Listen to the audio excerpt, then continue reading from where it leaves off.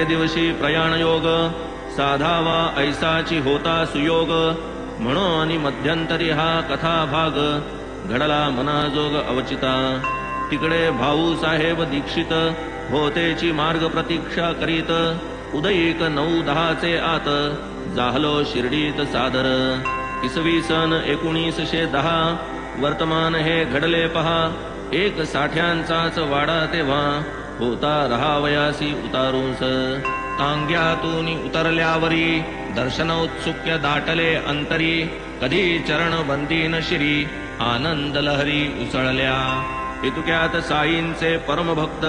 तात्या साहेब नूलकर विख्यात मशिदीतून आले परत म्हणती त्वरित दर्शन घ्या आलेची बाबा मंडळीनिशी वाडियाचे कोपऱ्यापाशी चला आधी धूळ भेटीसी मग ते लेंडीसी निघतील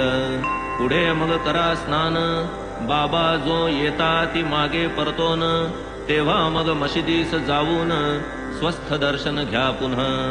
ऐसे ऐकून घाई घाई धावलो बाबा होते त्या ठाई धुळीत घातले लोटांगण पायी आनंद न माई मनात नानासाहेब सांगून गेले त्याहून अधिक प्रत्यक्ष पाहिले दर्शने म्या धन्य मानिले साफल्य जाहले नयनांचे कधी ऐकिली नाही देखिली मूर्ती पाहून दृष्टी निवाली तहान भूक सारी हरपली तटस्थ ठेली इंद्रिये लाधलो साईंचा चरण स्पर्श पावलो जो परामर्श तोच या जीवाचा परमोत्कर्ष नूतन आयुष्य तेथूनी ज्यांचे निलाधलो हा सत्संग सुखावलो मी अंग प्रत्यंग तयांचे ते उपकार अव्यंग राहोत अभंग मजवरी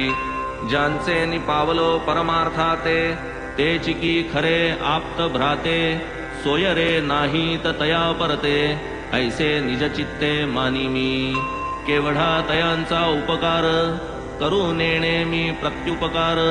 म्हणून केवळ जोडूनी कर चरणी हे शिर ठेवितो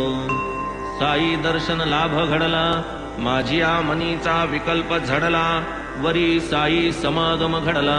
परम प्रगटला आनंद